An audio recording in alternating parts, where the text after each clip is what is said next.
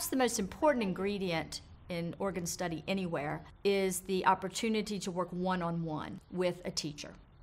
And I greatly value my weekly time with each student. It's a wonderful opportunity not only to hear what they've prepared, but to find out about how things are going in their lives, what sort of goals they have, strategic planning towards meeting those goals, just getting to know them a little bit better so that I can help bring out the intrinsic artistry of each student.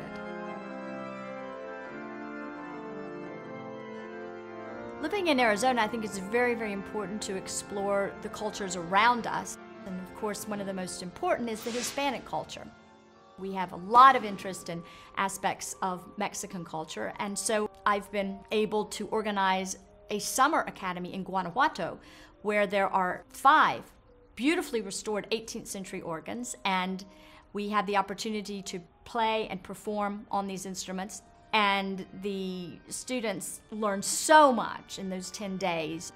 More recently, I was invited as a guest artist to the Oaxacan Historical Organ Festival, where I did teaching and, of course, several concerts. Travel possibilities give the students a chance to be together also in social settings, not only at organs. And so I think this is a very important component of the travel experience. And this gives a real cohesion, I think, to the social fabric of the organ studio.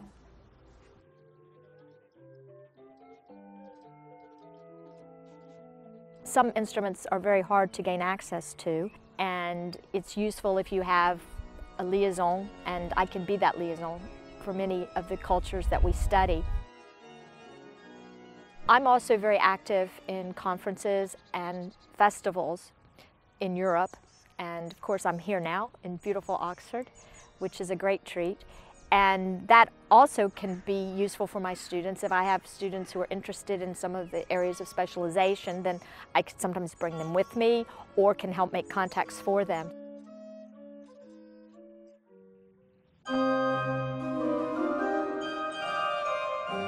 As organists, we play an institutional instrument. And so perhaps of all musicians, we are the most dependent on the facilities.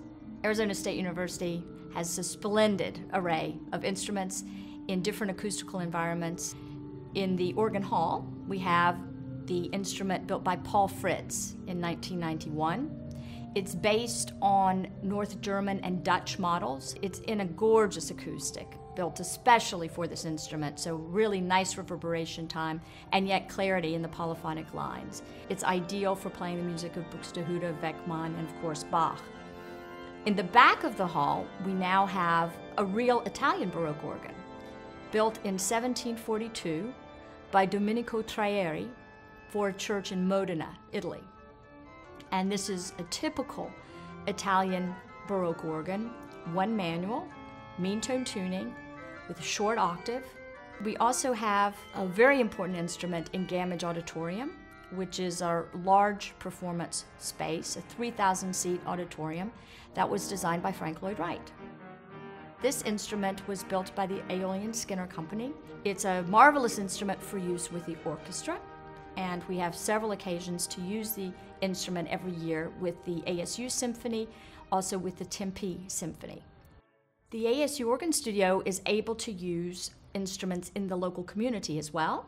And for this, we have a very fine instrument at Trinity Episcopal Cathedral. This was built by the Schantz Organ Company in 2005.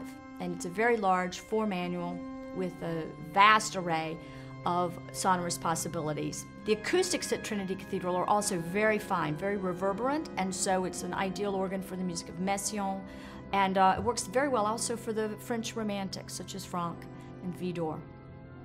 A new addition to our local array of organs is the Richard Sfaux instrument at Pinnacle Presbyterian Church.